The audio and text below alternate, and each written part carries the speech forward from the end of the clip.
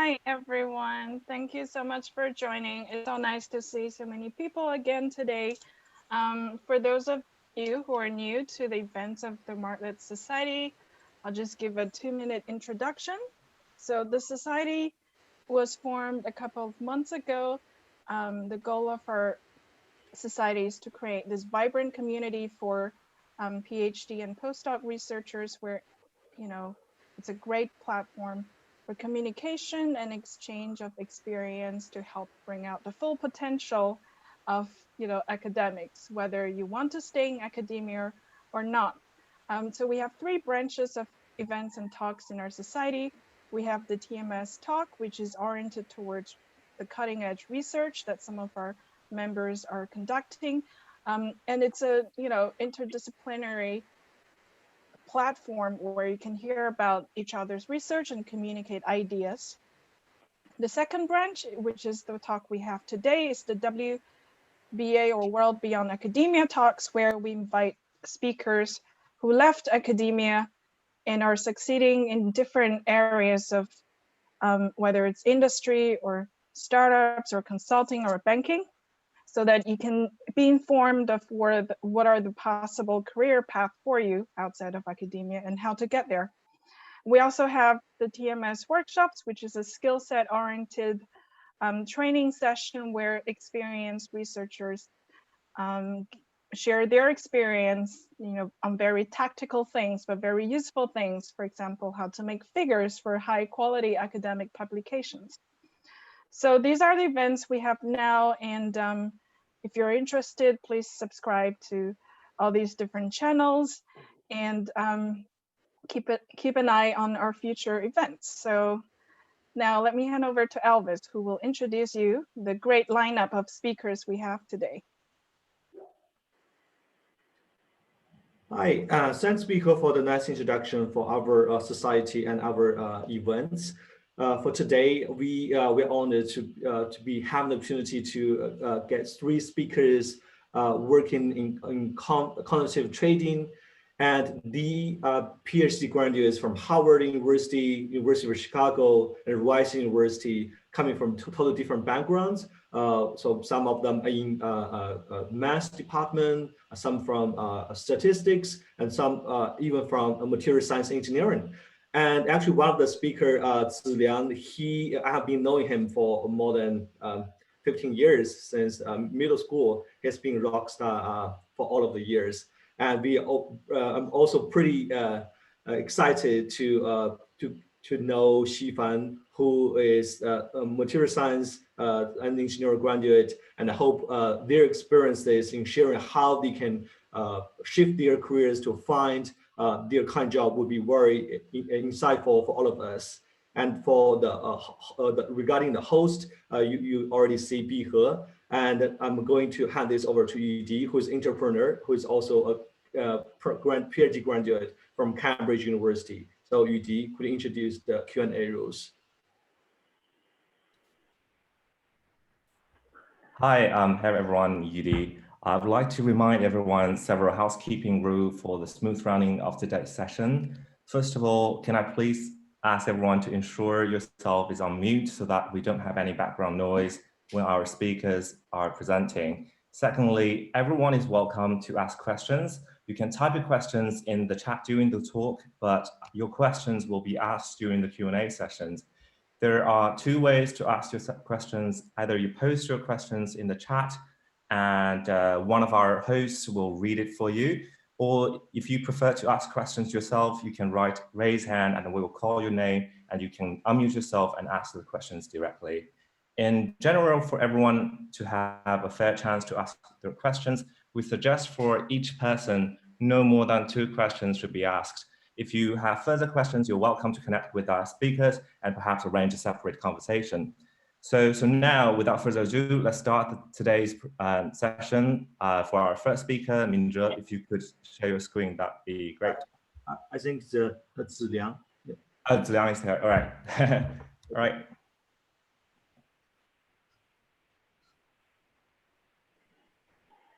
Hello. Yeah. Thank you. Can hear you. Hello, everybody. Thank you for attending this event, and I feel very happy and honored to have the opportunity to share my experience with you. So first, a little bit about me. Sorry.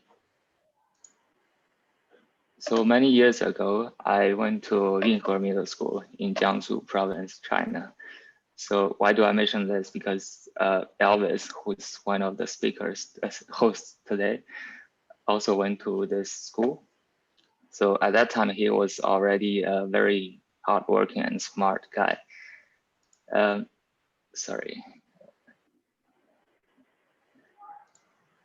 So after middle school, Elvis and me didn't have the chance to go to the same high school. So we both left our hometown, and I went to high school affiliated to Nanjing Normal University in Nanjing. So I'll be very excited if somebody in the audience is also from this high school. You can let me know if you are. And after that, I went to Tsinghua University Department of Mathematical Sciences and got a bachelor degree. So after that, I went to Harvard University and studied in Department of Mathematics. So I worked on probability theory and stochastic processes. I worked with Professor Hongze Yao, who is a great mathematician. And my PhD work focused on random matrix theory. So it's a theory about high dimensional random data. So I'm going to spend the entire talk to explain to you what random matrix theory is. I'm just kidding. But still, I want to tell you something about random matrix theory because it's part of my story and I think it's very interesting.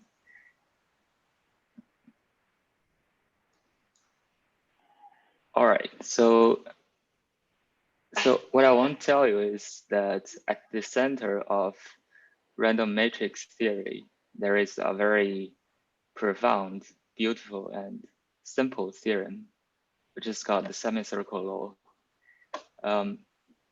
So what it says in human language is that the histogram of the eigenvalues of a large symmetric random matrix is a semicircle. Well, this is not completely human language because most humans don't know what eigenvalue is, but I suppose most of the audience know what it is if you have attended college and taken linear algebra 101, which is very likely the case. So maybe a little bit more about what it means. So basically, you have a 1,000 by 1,000 table, then you put random numbers in it, then you get a matrix, then you calculate the eigenvalues. There are 1,000 of them in total. Then you draw a histogram of the eigenvalues. Then what you see will be a semicircle. So I also wrote a small demo in Python to illustrate this theorem. Okay, so here I import some libraries. And first, let me follow the steps I described. First, generate a random matrix, which is symmetric. So you see, I have a matrix here. And in the matrix, you see some random numbers that are completely chaotic, completely random. There is no pattern at all. Then you can calculate the eigenvalues of this matrix. So I have 1,000 eigenvalues. I sort them from smallest to largest. So there are too many, so I will hide them. And finally, let me draw a histogram of the numbers. So what you see is a semicircle. So it's not a perfect shape because you see some zigzags on the edge, but it's pretty close. The fact is that the larger the matrix is, for example, if you let this number be extremely large, like 1 million or 1 billion, in that case, my computer cannot work. But you'll see an almost perfect shape of semicircle. All right, so much about semicircle law. This theorem is not proved by me, unfortunately. It was proved many years ago. So what I did was related to this semicircle law. So it's a kind of generalization of this theorem. I think it's kind of profound, kind of beautiful, but not so simple in the sense that you need to know quite a lot of mathematical knowledge to understand the statement. So I'm not going to explain it today. Okay, so back to my story. So by the third or fourth year of my PhD, I proved some theorems in random matrix theory and wrote some papers on them. So I was very happy to have done something like that. I felt that I had discovered some mathematical truth that was not known to human before. Well, it's not some big truth. It's nothing like Newton's law or Boltzmann equation. It's nothing like that. But still, I feel very happy to discover something new in mathematics. So then I have to think about my future. I have to decide what to do after graduation. I asked myself if I want to continue this path and devote myself to mathematics. Then I said to myself, maybe not, because I thought about my passion, my talent, and also the current situation of academia, which is very competitive. I thought I didn't have the enough motivation to continue academic career, and also on the other hand, I wanted to try something different because so far I had been working on something very theoretical that's very far from real life and has no direct application in the real world. So I wanted to try something more applicable and practical, because life is short. Sometimes you don't want to stay in one place forever and want to try something different, try a different life. So those are the two main reasons I transferred from school to industry. And why did I choose quant as a career?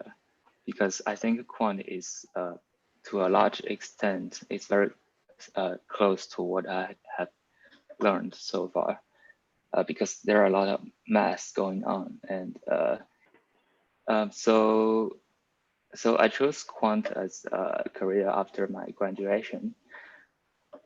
My work experience is that I first went to Morgan Stanley, first as intern, then full-time. And after a while, I went to Citadel Securities, which is the company I currently work for. So I'm sure you are interested about what I do here. Unfortunately, I cannot say anything too specific about my own my current company or what I'm doing at work.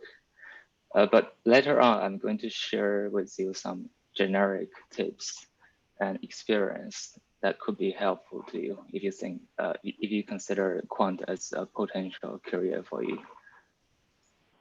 All right. So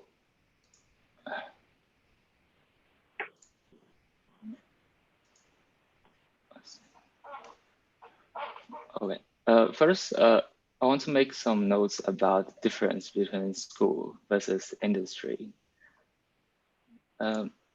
So first, at school, you very likely have flexible working time and place. Of course, this is not true for all the graduate students.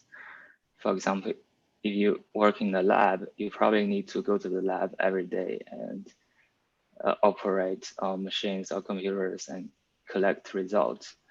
But for students who work on theoretical science like math or theoretical physics, you have a flexible working time and place because all you need is a device to read papers and probably a pencil and some paper to do some calculation. Meanwhile, in industry, you probably have regular working time and place because very likely from Monday to Friday, you are supposed to show up in the office in the morning and work for a couple of hours and go home. Of course, that's different in the pandemic, but still you need to show up either in the office or in the system,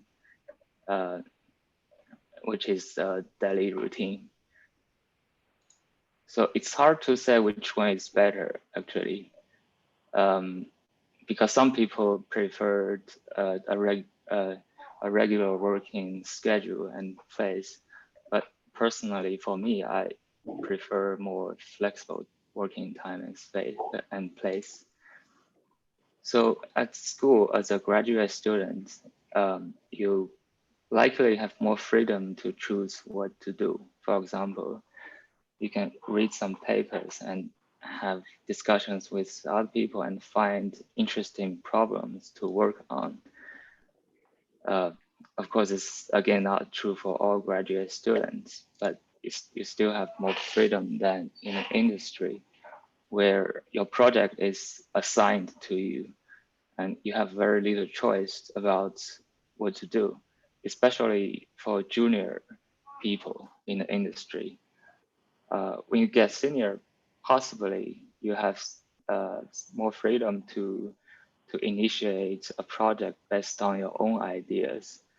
But for junior people with only a few years experience, very likely you have no choice about what project to work on. So at school, your project is usually long-term. You don't expect to finish the project within 1 day or 1 week. So you can take your time to finish your project and work everything out and make every detail perfect. But in industry, very often project and problem is time sensitive.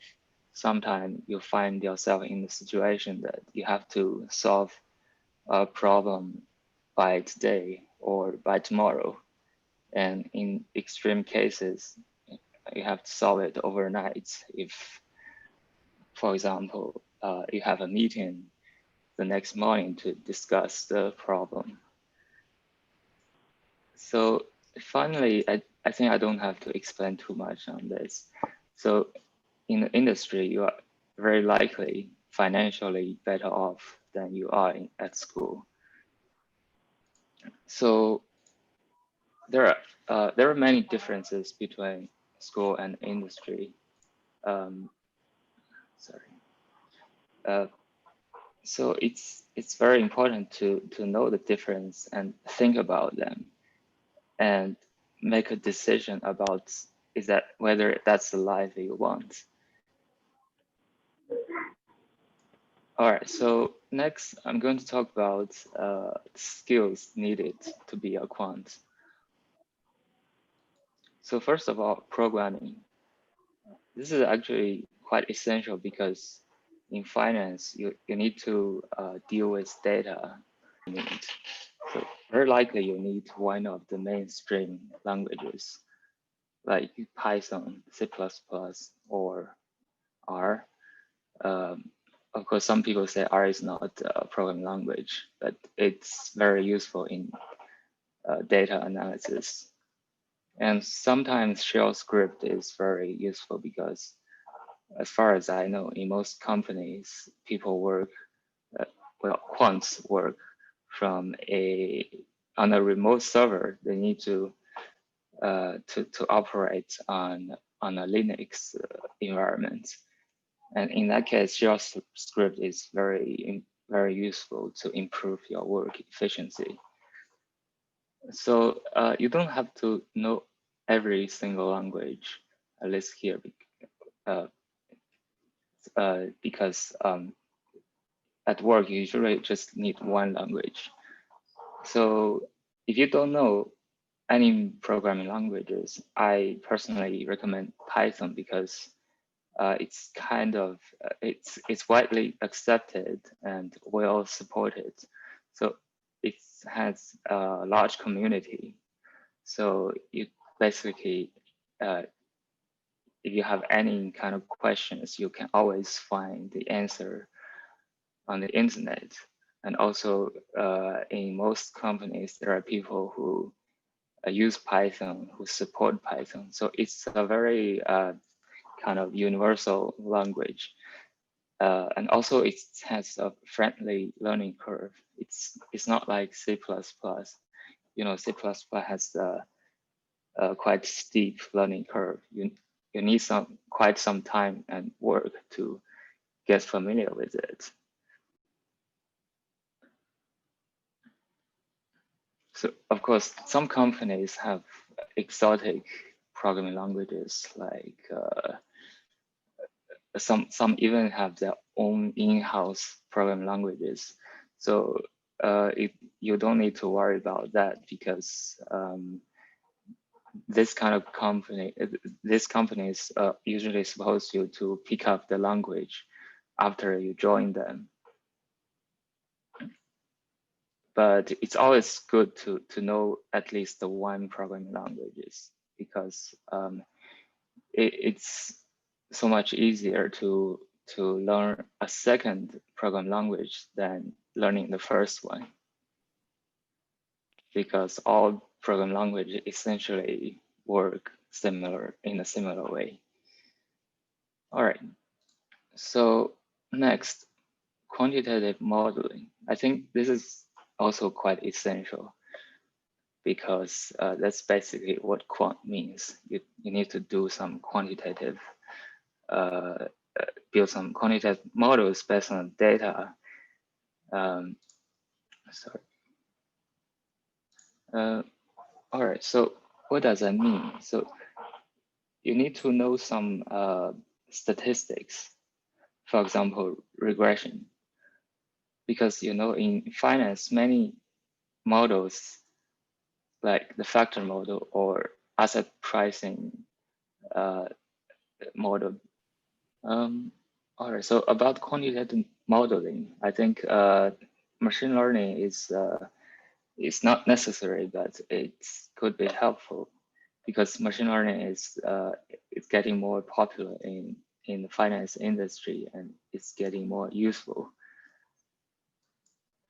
All right, so next, do you need to know knowledge in finance? So I personally think it's helpful, but not a must because a lot of finance knowledge you can pick up them during work. So usually the company will provide some training program, and you can learn knowledge in finance through these programs. And also during your work, you'll get familiar with finance concepts and objects. All right, soft skills. By soft skills, I mean communication, like problem solving and learning ability. So I'm not going to explain too much on that because I think these are the skills that are needed for all kinds of professional jobs. All right, so next, how to prepare for a quant career, or more specifically, how to prepare for a job interview.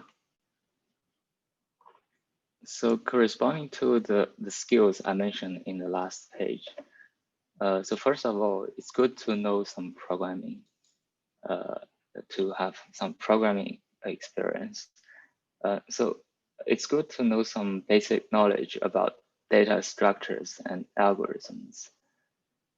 And also, it's good to know at least the one mainstream language. If you don't know any, I recommend Python. And then you need to do some practice on website like LeetCode. So usually the expectation for your programming level for a quant is lower than that for a tech company. So for example, in LeetCode, so you usually need to be able to solve a problem at easy or medium level. Of course, this also depend on different companies. So for modeling, you need to learn some basic statistics. For example, you need to know linear regression and time series models. And it's good to know some probability theory. And of course, this is closely related to statistics. So I mentioned this in particular because in some job interviews for a quant position, they like to ask probability theory questions like flipping a coin or tossing a dice, something like that. So it's not some very advanced theory, just some basic kind of common sense in probability theory. All right, so it's also good to have some experience dealing with data. For example, you can do some project on Kaggle, especially if you don't have a lot of internship experience. It's good to have this kind of experience because during the interview, if you don't have internship experience, it's good to have some experience, to have projects to talk about, to let the interviewer know that you know how to build quantitative models. Okay, next, networking. This is also very important because a lot of interview opportunities come from employee referral. And also it's good to know some friends or some people who work in the industry and ask them about their tips or experience. That's good for your preparation. And also it's good to do some research on the internet because there are a lot of like interview questions online and you can practice them by yourself.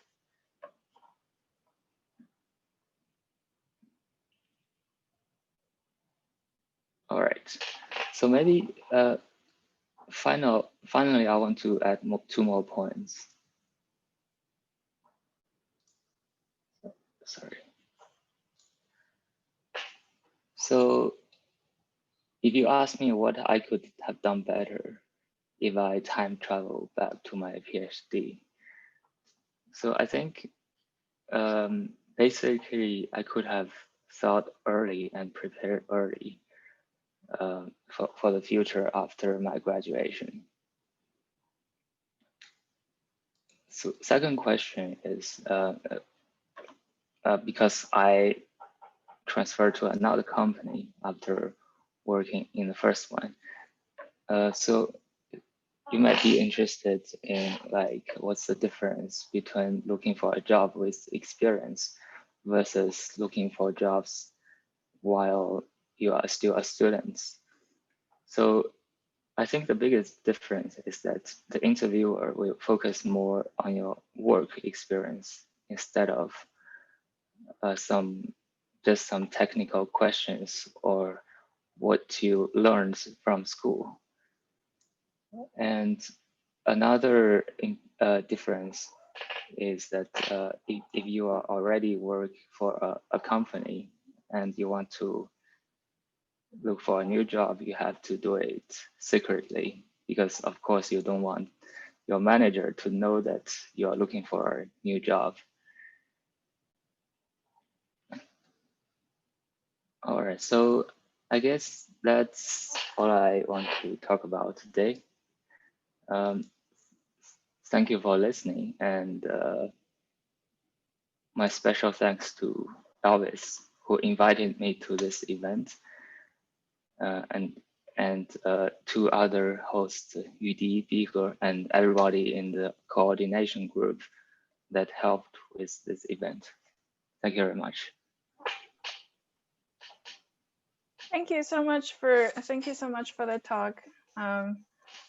It's really useful, and I really like, as a consultant, I really like the minimalist style of your PowerPoint. I think it's simple, but also like easy to get people's attention. Because on the next speaker, Carlos.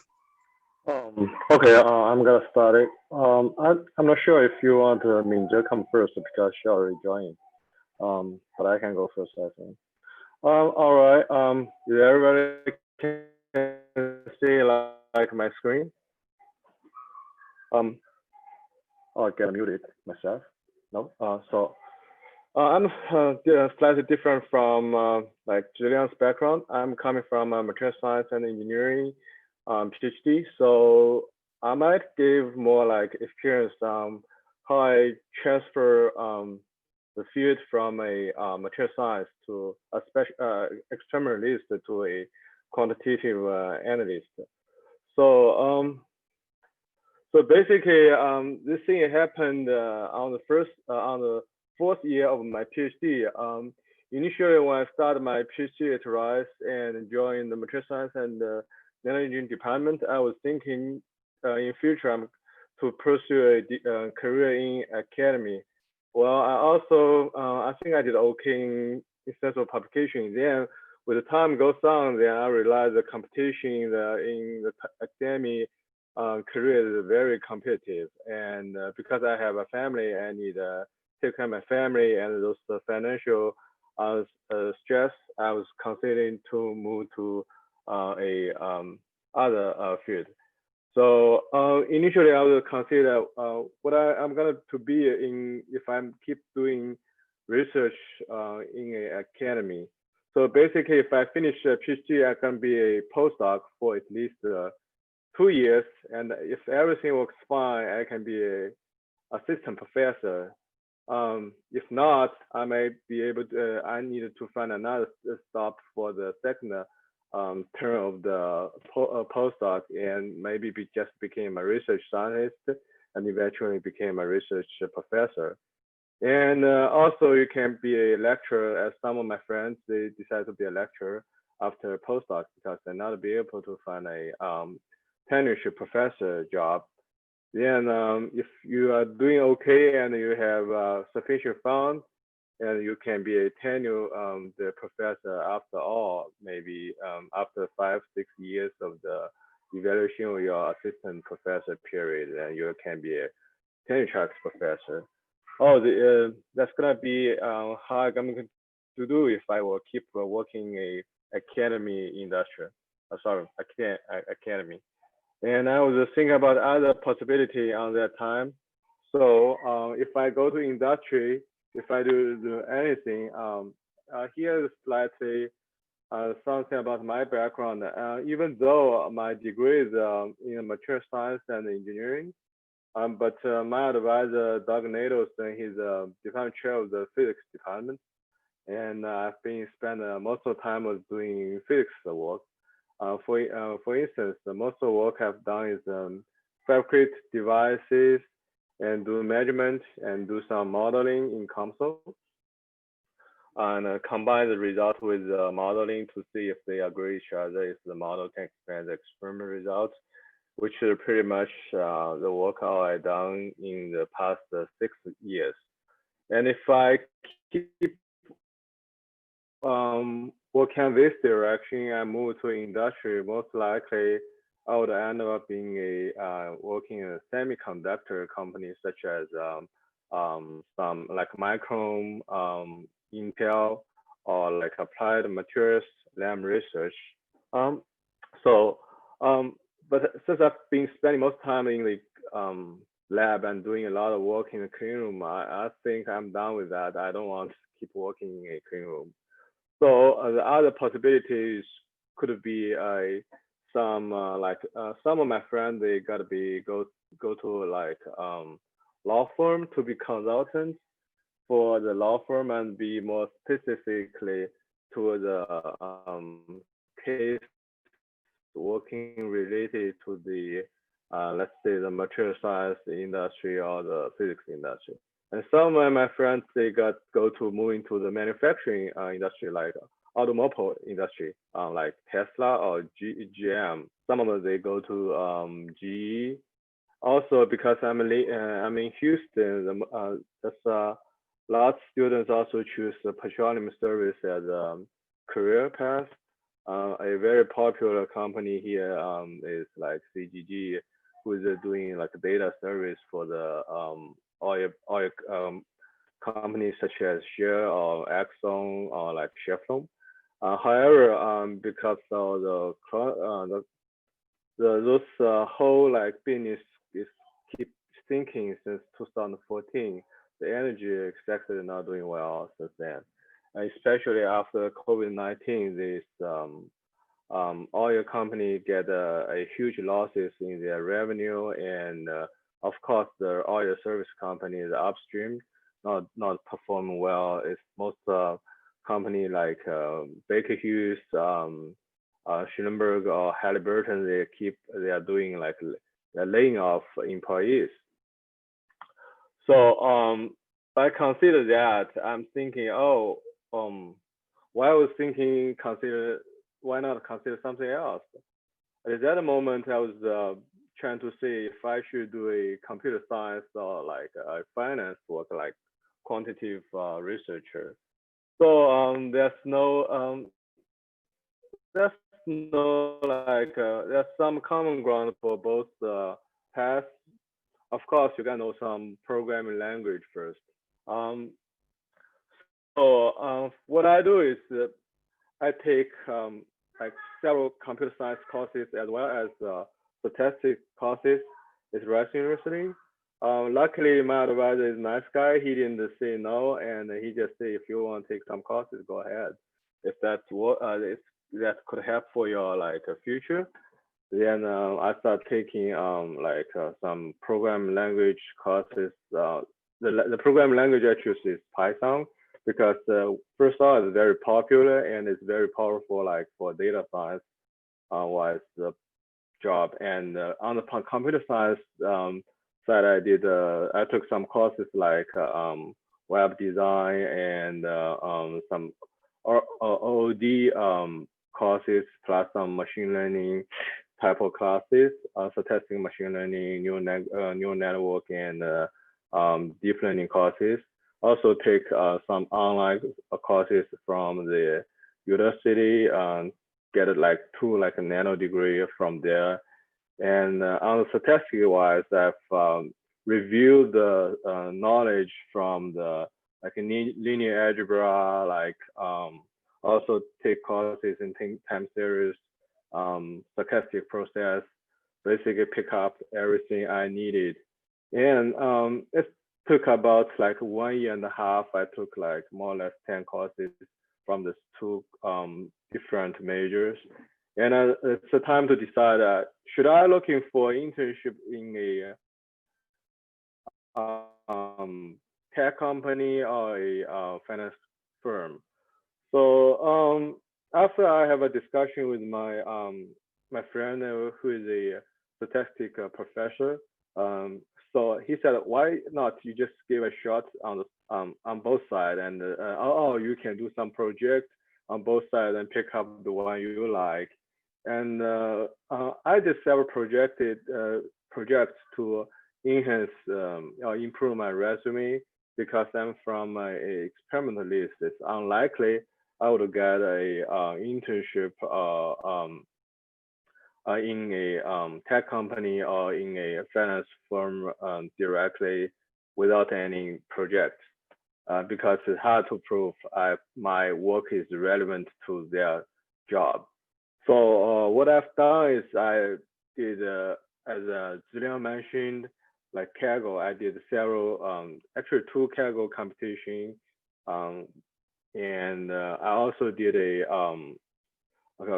commodity trading competition. It's hosted by the Chicago Civil. Basically, also another competition from the Two Sigma is the this AI competition game. Basically, I wrote some logic-based model for that.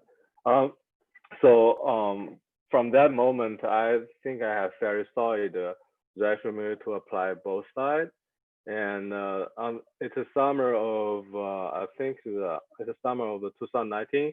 I was applying the internship for the winner actually it's the 2020 winner break. So I get some interview from tech company like Facebook and Snowflake. And also I get 2 of interview from the financial company, which one is from the I think it's Citibank. The other one is from the current company I'm working with, which named Salient Partners, which is asset management firm. So because I have a family, I decided I want to do a internship in Houston, which is I pick up the company I'm working right now. So in terms of the internship, I've done some. I can tell you like what I've went through in this interview. So first of all, I have about 3 rounds of the phone interview. Most likely, they ask me some probability questions like some playing poker and roll a dice. What's the probability to get some certain number, something like that, and flip coins. After that, I get a email that I passed the first the phone interview, and they send me some data, ask me to implement some quantitative model, which I've done that within the time and they gave me, and I also passed that, and I went to the 3rd stage, which is on-site. That's 5 round on-site interview. So basically, most likely, I went through some like lead code tests, but it's on an easy level, some sorting questions, and the tech leader of there, actually the team leader of there gave me some data, asked me what I thought and what I'm going to do. And the 3rd one is they asked me some of my thoughts on the gold price for the next year, something like that, and also the crude oil price. And the last one, the president of the company gave me a short meeting on my resume and discussed what the projects I've done in the past. So then I get the internship from the company, and they want to start.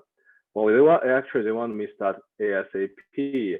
And luckily, my advisor, Doug, he's a very nice guy, and he signed the CPT form for me, and I started a part-time job. It's as my internship from October last year. Then in the winter, I turned into full-time and keep moving until like the past summer, and I get a full-time position offer afterwards.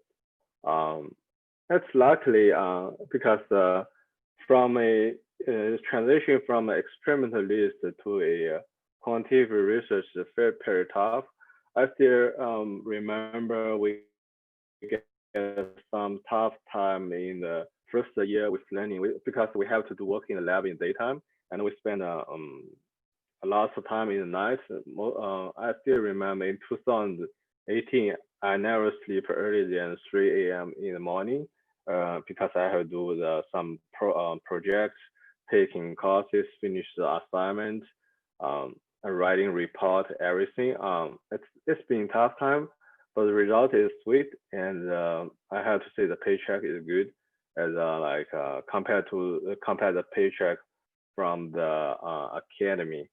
So that's pretty much I have, and that's my experience in how I moved from the academy to the quantitative researcher. So if I would say how I approach that, so first of all, you get to have 2 to 3 years plan to learn the basic knowledge you need to learn for to be a quant, and you got to practice to master your skill.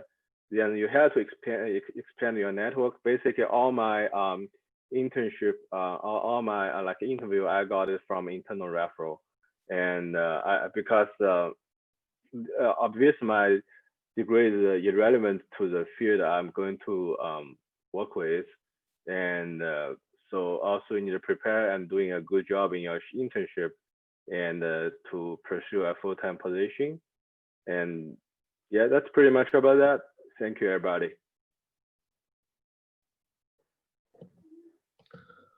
Well, thanks, Carlos, for the wonderful experience sharing. And personally, I think I benefited a lot from this. I'm also a non-math major. I think it's pretty useful. I can plan my next 2 to 3 years if I want to be a quant. And our next speaker is going to be Minzhe, who is right now a quantitative researcher and jump trading. And he obtained his PhD from University of Chicago. And prior to that, he did a master's in Stanford University and a bachelor's in Tsinghua University. So let's turn the stage to Minzhe. Minzhe, take it away if you are ready. Yeah, sorry guys, I was a bit late. You notice that I didn't join the meeting before 10:30, but since I'm the third one, I don't delay the process, fortunately. So yeah, let me share my screen first. So yeah, the previous page is just a simple introduction of myself, of some fun facts. I think that's not worth the time for it, even that the other two speakers have talking that seriously. So I would like to start with directly into our topic. So yeah, about my experience, I list 3 questions here. Like, why do I choose to do a PhD in study statistics? And the reason I present here, I would like to mostly read them, and I put a lot out here so that you can read it if you cannot hear me clearly. So yeah, the first question, the answer to the first question is first seem to be much practical and more useful than math and physics. My original major is math and physics, and later after 2 years in Tsinghua, I switched to statistics. That's the reason why I make the switch. And secondly, I also do very well on the first couple of courses in statistics. I admit that is one incentive. To be honest, I feel like I'm good at it. And the second is why do I want to do a PhD in statistics?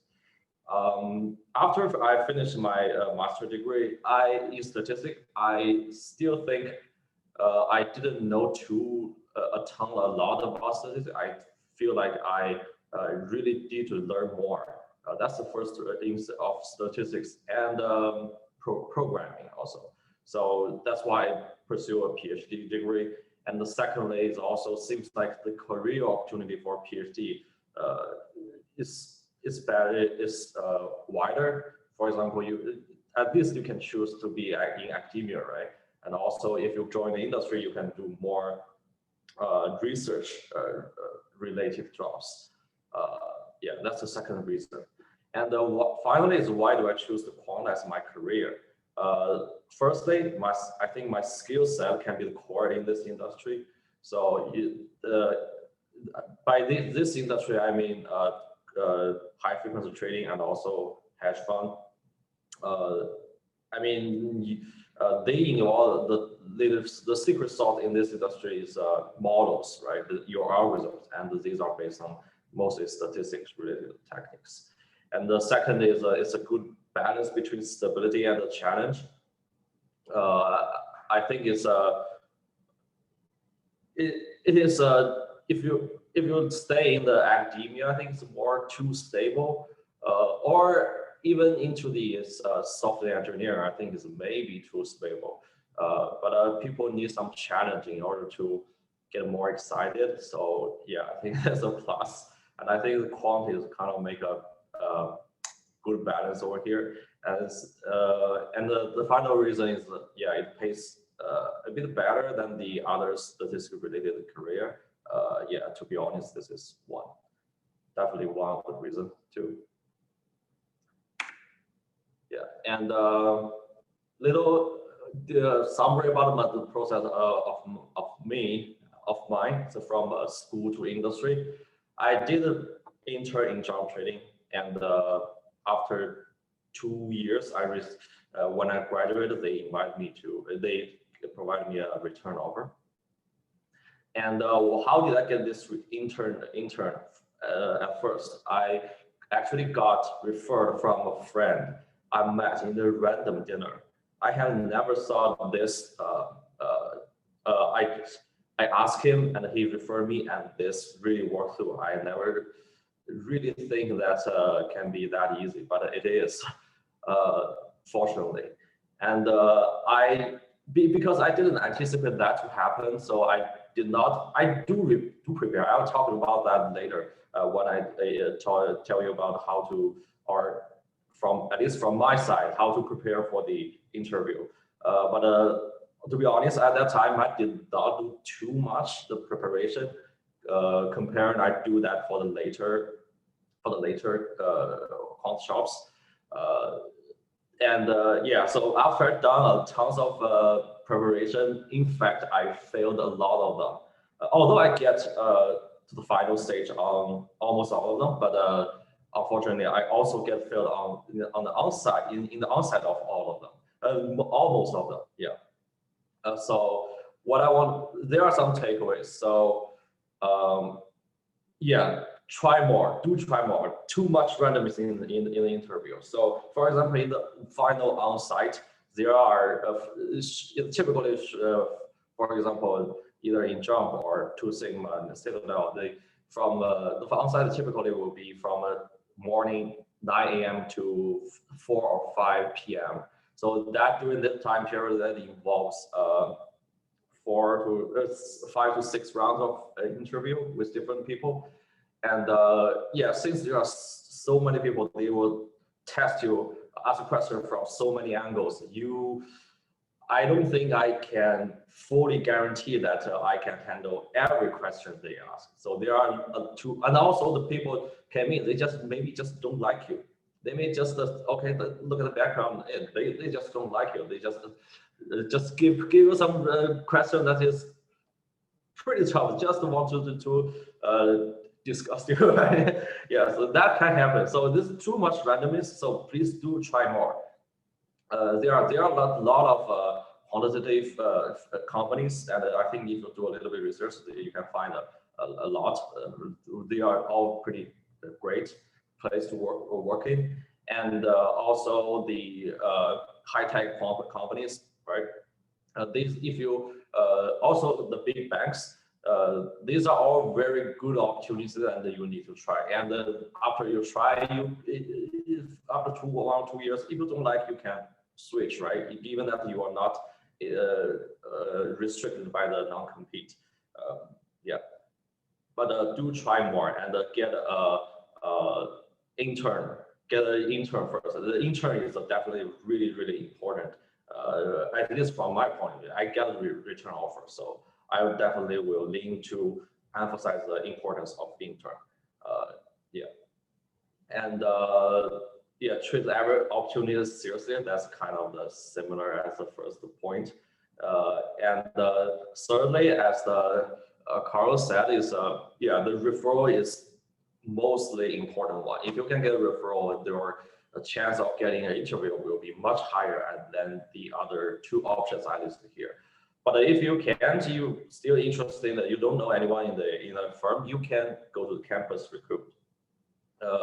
I mean, if the company didn't go visit your school to do the campus recruiting in the career fair, you can find one that maybe close to your school that just to look at the other school's one and just to go in and join the other school's one to put your resume in there. That also works.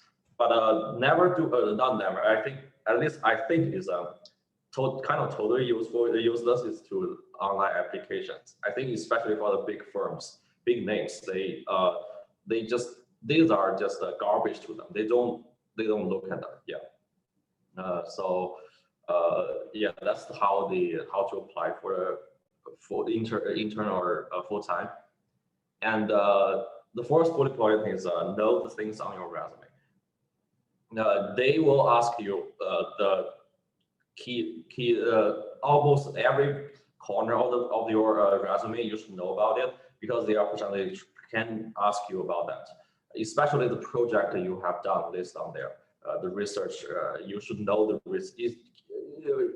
I think people tend to put tons of experience on that on their resume. For example, if you just maybe a third author to one of the big papers, you may also include that in there. But I think it's fine. But definitely you should know it very well before the interview. Yeah. And the final one is during the interview, I have 4 tips. This is from my past experience. So yeah, start from simple. So every time you have a question, you don't directly jump, okay, wow, this I want to use a pretty complicated model to tackle this, fancy model to tackle this problem. No, just start from simple. Make simple assumptions and gradually develop your thinking. Let them see how you think through this problem.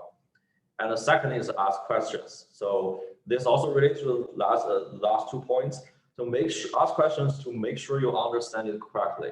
I have one time I just maybe I just get too nervous. I just directly jump into the.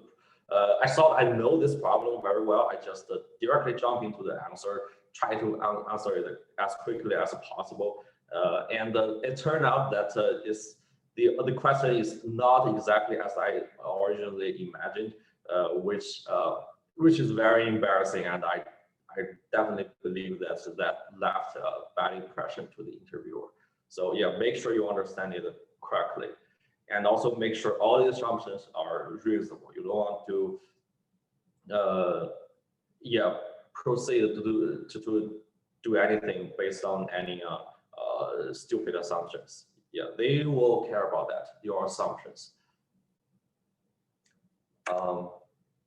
Yeah, the final 2 parts, I will talk about the preparation for the quant interview.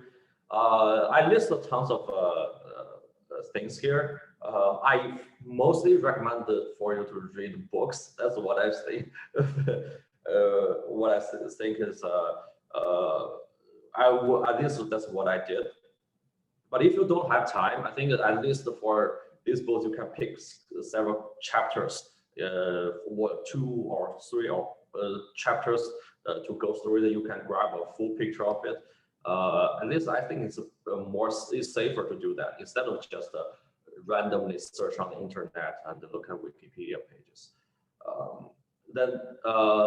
So first part is from math. The overall quant question, I think most of you may heard of this. The green book is a practical guide to the quantitative finance interview. That one is pretty, it's kind of old. It's from 2008 or something. But the question there is very classic. You should, I think you should, like Carl said, the dice problem or the card problems, a lot of them can be found, or related one can be found in this book. And from the statistic part, I recommend this book from top to bottom. That depends on your familiarity with statistics. The last one is assumed that you are mostly familiar with statistics. The first one I think is more easy to read, for the beginners. But I think, for example, yeah, there are there are reasons why I recommend you doing this. For example, I think Ziliang, the Citadel, they tend to ask a lot of regression questions. Ziliang, if it's wrong, please correct me. But this regression related question, you should know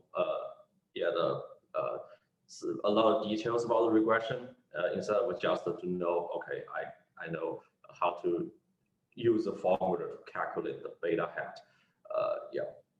And if you want to get a full picture of the regression, I think reading the book is one of the good way.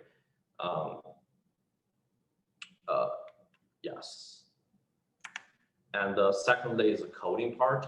For the algorithm part, I recommend this book. This book is I read it, and my friends also who either join the quant shops or the big tech company in the West Coast, they all recommend this book, The Introduction to the Algorithm by Corman. I think I only read this book for three chapters or something. Advanced topics I just never touched on. But the other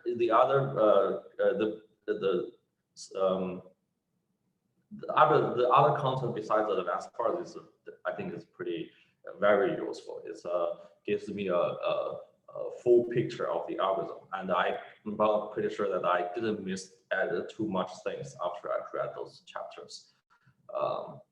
And secondly, if you really do, you also do need to have to write some codes, and one of the one of the resources is a lead code, right? And I recommend you do at least the medium level and some early hard level maybe. That's according to my past experience. I do encounter hard level questions from quant interview.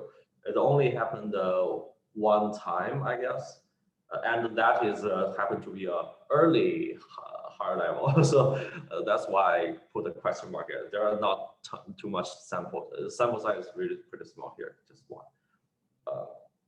Yeah, do the lead code, and during that you are using. I recommend using Python. It's everywhere. It's universal, and also you may use R, or you can use C. That's for sure. But for me, it's I chose between Python and R, and because I'm a statistician. But I do recommend the Python more.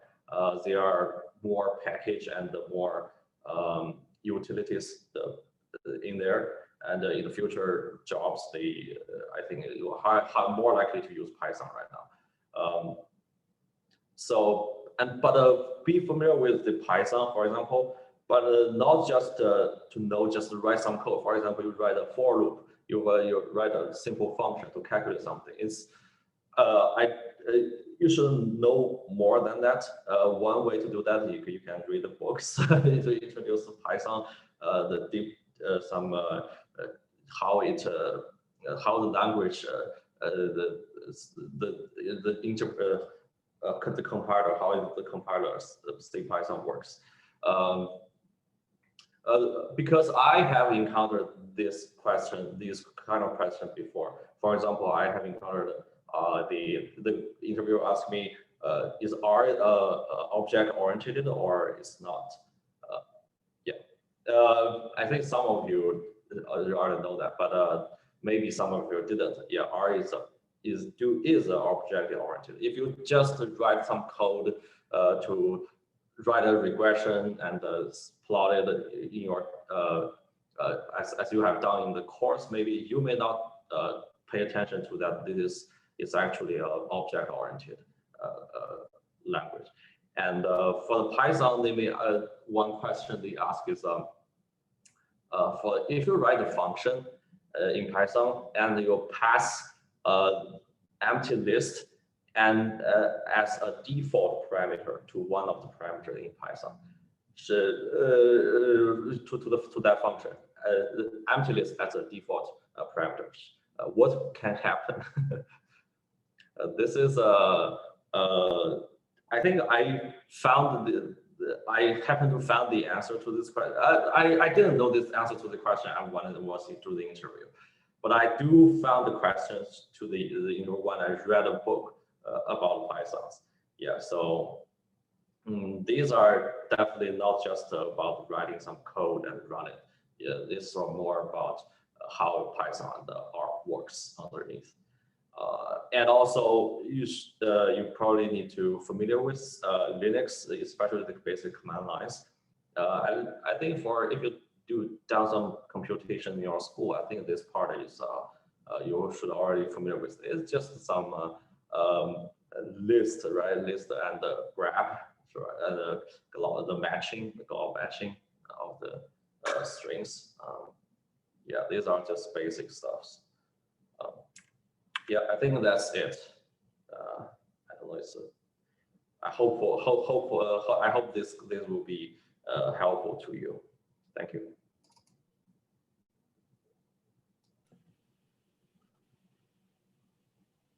Hey, thanks, Minzhe, for the experience sharing. It's pretty insightful, pretty useful. And now I think let's move on to the next stage for our today's talk. It's open Q&A session. So if you have questions that you want to directly ask the speakers, please unmute yourself and open your camera. You can ask your question by yourself. And if you prefer to let us ask a question for you, you can type in your questions in the chat box. We'll read that for you. So anyone wants to ask questions, speak directly to the speakers today? Hi. Hi. Yeah,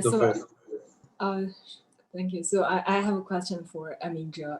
So he mentioned that so there is a good balance between stability and challenges in quant jobs. I wonder what kind of challenges he's referring to. Yeah, challenge. I'm not saying this. You're afraid that sometime you'll get fired by the firm. Not that challenge. By challenge, I mean the market moves, and there are a lot of competitive players there, and you don't know how much additional bonus, for example, you gain from the future. That's a challenge. You want to compete for that, right? The competition is the challenge. Okay, thank you. Yeah. And I have another question that is more general, maybe. So because I wonder what the impact of the pandemic for job searching in quant jobs. For our firm, one I can talk more. The first thing is not related to the pandemic, but our company is recent 2 years they only hire return interns. So yeah, that's another reason I recommend you do the intern first. I don't know the other companies, they may not just do that. I'm pretty sure the Citadel and the Two Sigma they didn't do that, but our company do that. And if you do an intern, that there is a more plus to this kind of experience. So I recommend that. For the pandemic, I think for the high frequency trading firm, they generally perform relatively better compared to the before. For the pandemic, is definitely a plus to them because the market moves a lot. So yeah, they hire more.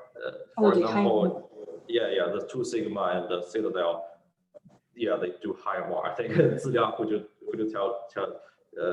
correct me if I'm wrong? I don't know. I think Citadel and the Two Sigma are doing pretty well, and they hire more, right? All right. Yes, Citadel is actually hiring more recently, and it does perform better than previous years because of the volatility in market. Okay. Yeah, thank you. Yeah, I can say like yeah, most of quant-driven firm are doing well during this period actually. But since like some of the traditional asset management not performing well, especially long-only strategies because contracts are signed with clients. Most of the traditional firms they only can do long only. That's a problem for them. They only can bury hedge, so that's a problem. But for our company, we are doing okay because we are we will figure out that the pandemic impact are gonna hit the energy very bad. So we have a very good hedge on that. So we don't lose a lot. But some of the other competitors in the same industry, they have a shit shoe. They are doing really bad. But overall, the finance job is still like is a good place to apply because most of firms are still hiring, I believe. Okay, thank you. Thank you. Okay, we have one person from the audience raised hand. I believe it's Mi Yan. If you can unmute yourself and ask your questions. Yeah, sure. Thank you, gentlemen. So my question is that will you use your quant models in your individual investment? I would say yes. I have a good model for me and my friends, which because our firm does like low frequency trading and requires 30 days minimum holding period if you buy or sell a stock. But for I do have like model right for my friend, which generates very good return, let's say 10% return per month. Those type of trading quantitative model, and it's being realized for 6 months. And yes, I do. I don't know others. Yeah, I think it's for cars that they are too low frequency. They definitely their model will be can work for the individual investor, but because we are doing high frequency, so I can't click trading like that, right? So as high frequency as even for seconds as times gap. So yeah, I don't do that. Sorry. Yeah, so in my company, it's pretty similar to Minter's situation because we mostly do high frequency. So the strategy is not directly applicable in your personal trading. Especially you are pretty restricted in terms of investing. For example, if you buy some stocks, you are not supposed to sell it like within 1 month. So you cannot do anything in the short term, anything high frequent. I see. So Carlos, you mentioned that your company is working on the low frequency kind of a quant. So are there any kind of quant models or quant services that for the lay people or for the individual investors? I would say my model is also for the institutional level. We are mostly like moving around like 2 billion, 3 billion in money. So we're not like trying to move in very fast paced. Yeah, but that's basically the model need to consider the market impact a lot because, for instance, some of the tickers they have very thin liquidity. If we put like let's say 20 million buy orders through that, the price just goes up quickly, and that's pretty much the institutional level issues. But yeah, obviously the model is most like a general, can apply for like a small individuals, which doesn't consider the market impact or liquidity issues for individuals. Yeah, most models should be general, especially low frequency, I would say. Okay. So I have another following up question. So what is happening after you develop a model? So how does your company decide whether your model is a good one or not? So what is the process? Basically, first you have to back test. Then if the back test is solid, then we are going to run a forward test without any money. Let's say a 1 month or 2 months period. We're gonna run a 2 month test period. Then if the results still like match out at least 90% or 80% of the back test, but then the firm was slow, like say $1 million wise to like see the strategy, and let time tell if the model actually works well or not. Because when you start trading with real money, you have to consider transaction costs, the market impact. The performance will be slightly lower than the forward test, but most likely you would still be able to catch like above 85 or 90% of the performance from the forward test. Then you consider we have a solid model, then we will spend like a year or two to build up a tracking record and monitor it finally.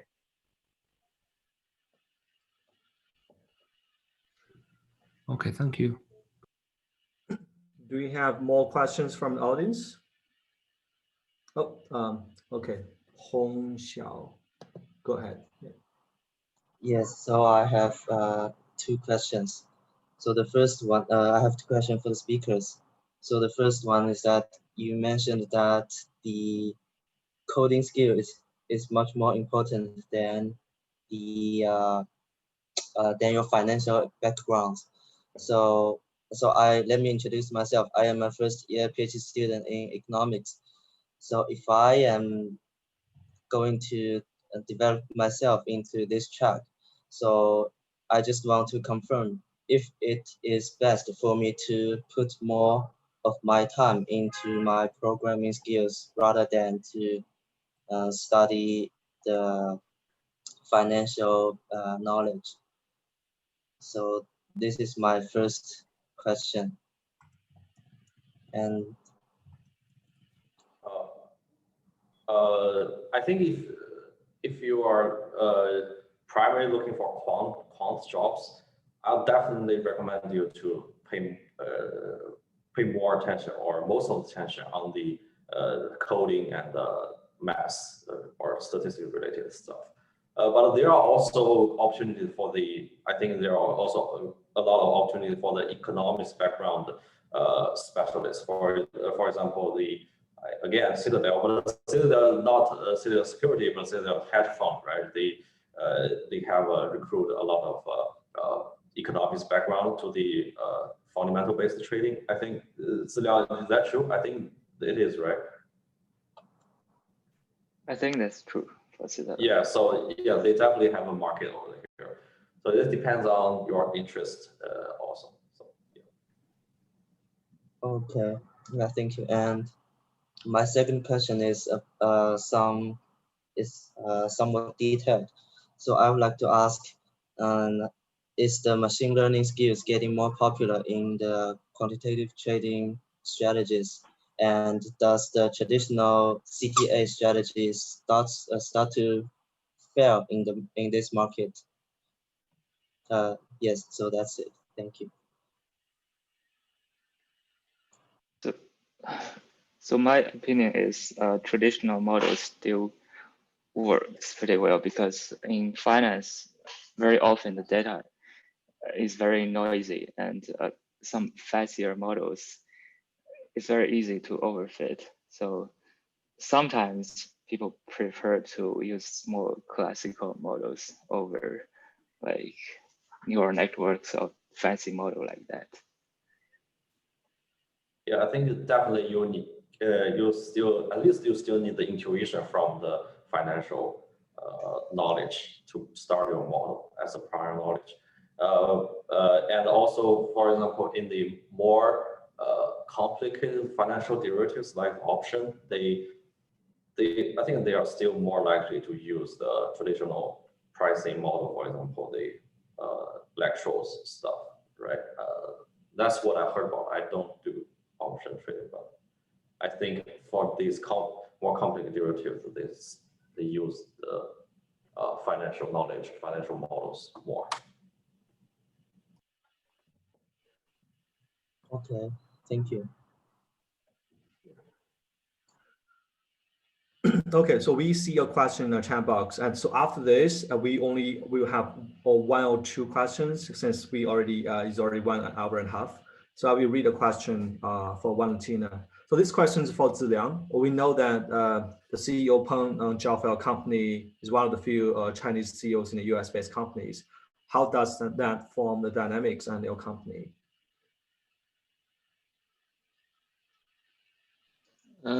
Well, my feeling is that it doesn't really make a huge difference. So the dynamics, it's just like a normal company. It doesn't really change because the CEO is Chinese or not. Yeah. But I do heard that since Peng is coming from Berkeley statistics department, right? And I think students from Berkeley statistics, they got a referral from Bing Yu, the advisor of Peng Zhao when he was doing PhD. That will help really a lot. That's what I heard about. Yeah, from same school, same department, that definitely makes a difference. But otherwise, I'm not sure. Yeah, I think that's true in general. Like yes. The CEO usually prefer to recruit somebody from the same school or from the same lab. Yeah, it's not only true for particular CEO. Yeah. That's definitely, yeah. All right. So since Mi Yan already asked the questions before, so I think if you want to ask this question, you can follow up with the speakers directly afterwards. And I think I personally view ask the last question consider a time limit. So I heard a lot of the skills that you do as a quant were similar to people working in computer science. So so for example, if a person wants to consider transfer to computer science, how do you evaluate the possibility of considering quant as well in the meanwhile? Is there something in common or in other sense that's pretty different? How do you evaluate this? Yeah, that would be my question.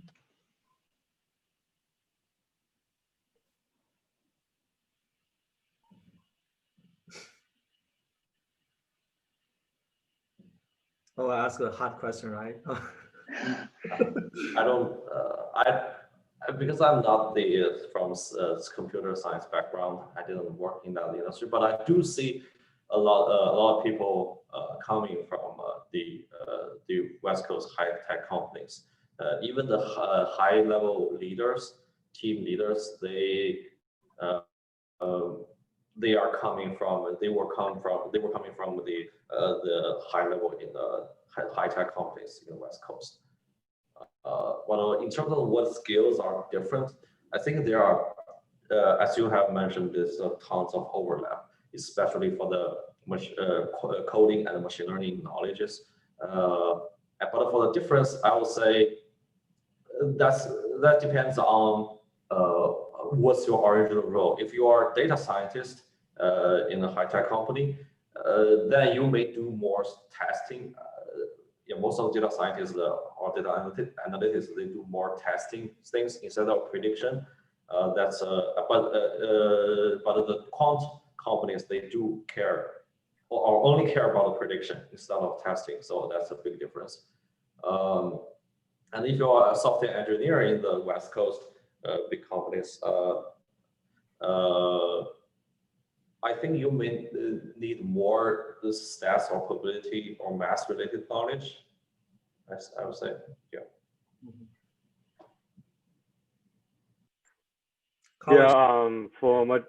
For computer science, we do have a computer science engineer for working on as a developer, especially to maintain our computation in the internal cloud and build up the computational environment. That's what we need from as a quant developer from computer science.